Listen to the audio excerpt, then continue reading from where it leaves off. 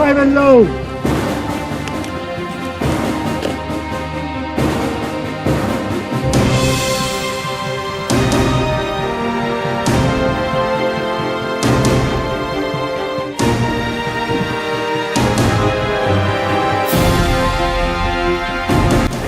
The reason that we wore redcoats,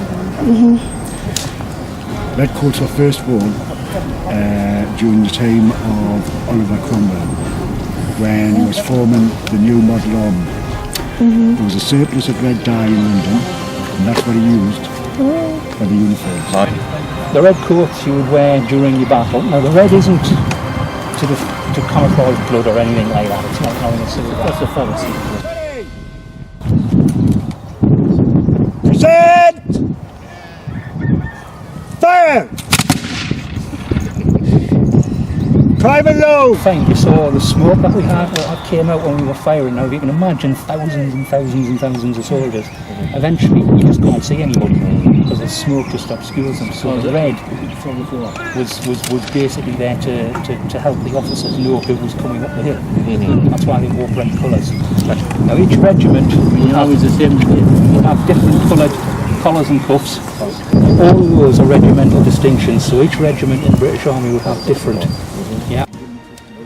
This part here, which is called the lock, this wooden part is obviously called the stock, and then you have the barrel, and that's where you get the expression from. When it's all put together, you get everything lock, stock and barrel from. Loads of expressions that you get around the house that you can get from the Brown Bess musket. At the moment, this part of the lock here, this part here is called the cock, right? At the moment it's what they call half cocked, which is a safety mechanism. It means it can't go off. Occasionally things do go off at half cocked, don't they? So you've got that expression. You have this part of the mechanism is called a pan. This is where you put the powder to fire the musket. Now what will happen occasionally is you will fill that with black powder, put it down, you'll fire the musket and the charge in the barrel doesn't go off, but that powder there does, and it's what they call a flash in the pan. Do you hear that one as well? Yeah. So there's lots of expressions, as I say, that you would get from a Brown Bess musket.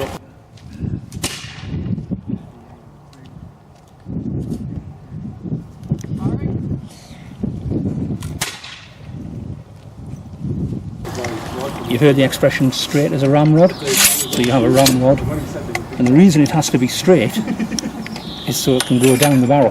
Because obviously if it's bent it won't go down, it can't go back out. That's a bayonet. Fluted steel like that, it won't get stuck, it won't form a vacuum lock. There'll be a little air around there, so that means it'll go in and out. Fixes on the front of the musket with this fitting here, which is called a bayonet socket fitting. And until very recently, that's what everybody had in their lights sockets, wasn't it? So